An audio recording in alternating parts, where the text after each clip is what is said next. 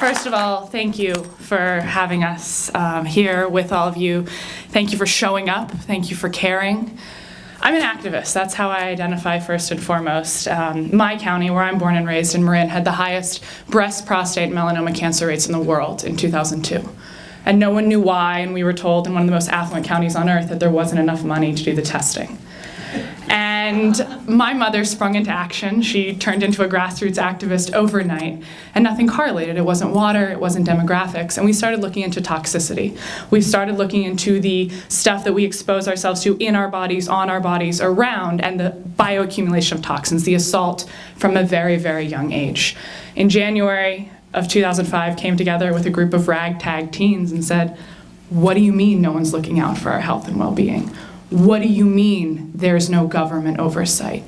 What can we do?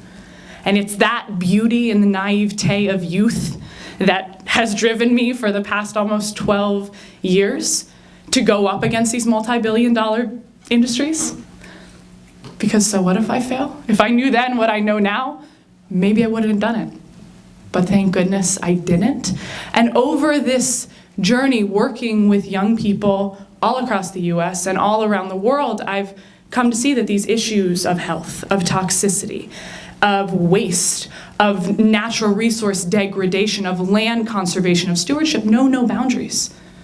Of race, of gender, of geography, of socioeconomic status, of ethnicity. We literally are one world. We share these resources. And I'm an activist. I'm the one put myself on the line. We're headed up to Standing Rock tomorrow. That is something that I can do. So I will do it. But after going to the sites of so many of these injustices, which are happening seemingly with greater and greater frequency and intensity, I said enough. I said we need policy change. And I went home, flew back. At that point I was working with refugees in the Middle East, and I came back the beginning of last year, and I gave a speech about the impact of place, the impact of my land, of my home, on my path, on my values, on my identity. And I walked off stage and people said, how do we get you to run for office? And I looked at them and I said, I don't fit the mold of politician, of what I think of as a politician. And they said, that's exactly why we need you to run. So I announced a campaign for Congress in California's 2nd Congressional District 70 days prior to the primary election against an incumbent of the same party, knowing full well what my chances were around redefining civic engagement, around reinvigorating a culture of public service, and expanding the definition of who can be a politician while adding value to society. And the key platform that I ran on as an environmentalist was around environmental and public health. So I ask all of you right now, we hear about all these issues. November 8th is 9 days away. I'm not sure if you're aware. But give them hell on November 9th. Hold your politicians accountable now, in 6 months, in 1 year, at the midterms, at the next elections.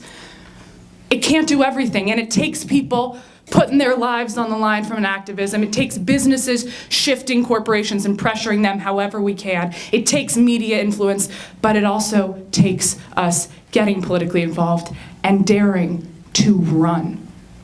We need a revolution, and that means that every single one of us is going to have to dare to think we are capable, that we are qualified, that we have valuable perspective and experience to put ourselves up there, to put ourselves out there, and to put ourselves on the line however, whenever, and wherever you can. Thank you very much.